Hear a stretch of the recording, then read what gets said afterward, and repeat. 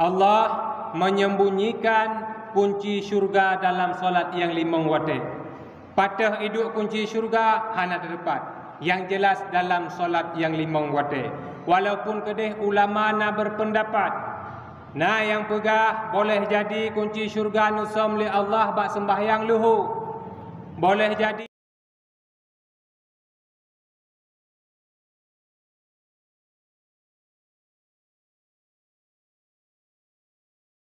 kemudian yang ketiga, nasihat daripada Sayyidina Umar, wa katama awliya'ahu bainan nas.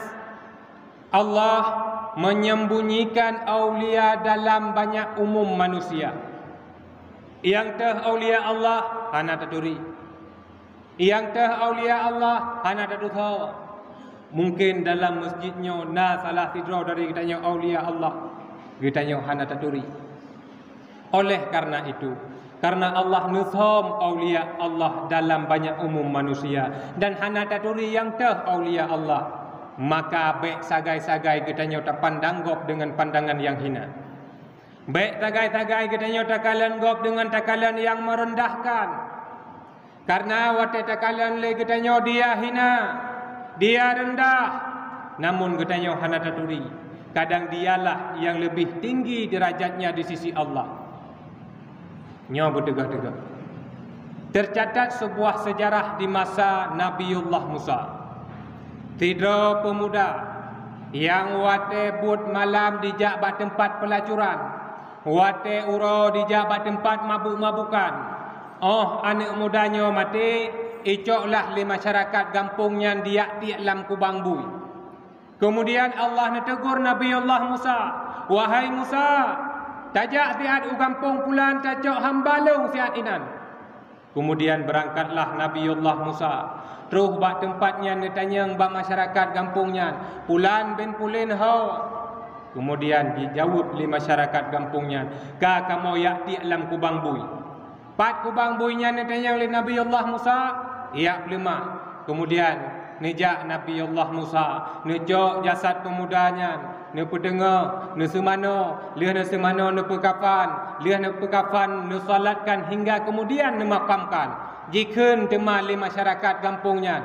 Hai Musa, putra yang kata pelaku, puke hana ada boleh kata bahawa jasad pemudanya adalah ahli maksiat. Ngan mata kamu kalam, wate malam ijak bak tempat pelacuran, wate uro ijak bak tempat mabuk-mabukan. Dia ahli maksiat wahai Musa.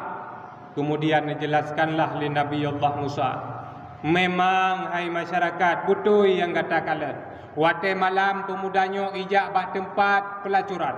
Namun ketahuilah, dia bukan untuk berzina, melainkan ijak bak tempat pelacuran ia borong ubena pelacur. Kemudian jikeun bak pelacur, gata malamnya pelayan lu, to pintu mandung, baik terima agam yang lain. Sembaring pemuda tersebut pun keluar lalu bermunajat kepada Allah, ya Allah, malamnya lungkam mampu long hindarkan mereka untuk melakukan kemaksiatan. Namun malam singoh galam tente ya Allah.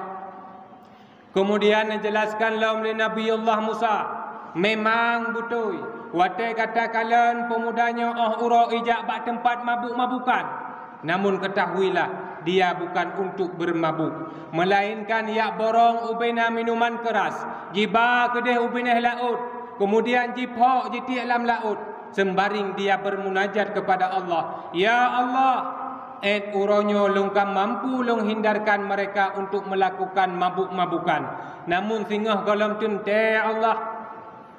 Atas penjelasan Nabiullah Musa, maka tahulah masyarakat watenya, nyokuh jitacok intisari daripada kisahnya, bahwasanya baik tagai-tagai kitanya tertuduh gop yang ken-ken tanpa ada bukti yang jelas.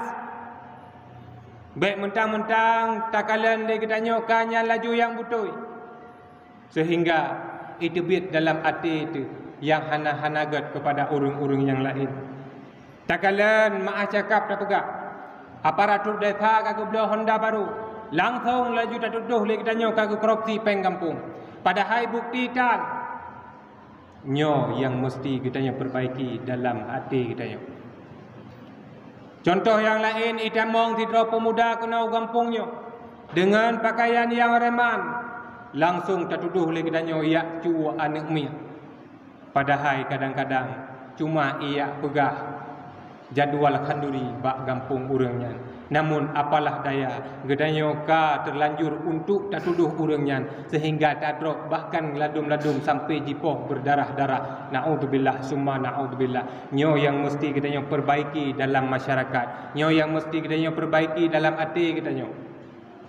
Bahwasanya bek tagai-tagai gedanyo tertuduh kop yang ken-ken tanpa ada bukti yang jelas. Periksa ile, tabayun ile, klarifikasi, kemudian baru tacuk sabuh tindakan. Maka tak ulang long nasihat daripada Sayyidina Umar, Allah nusom aulia dalam banyak umum manusia. Kemudian yang keempat, nasihat daripada Sayyidina Umar, wa katama salatal wusta fi salawah.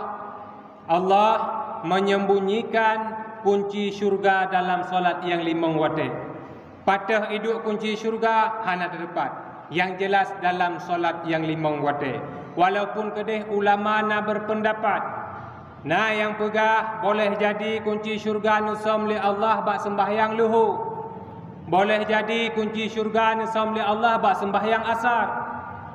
Yang jelas dalam solat yang 5 waktu.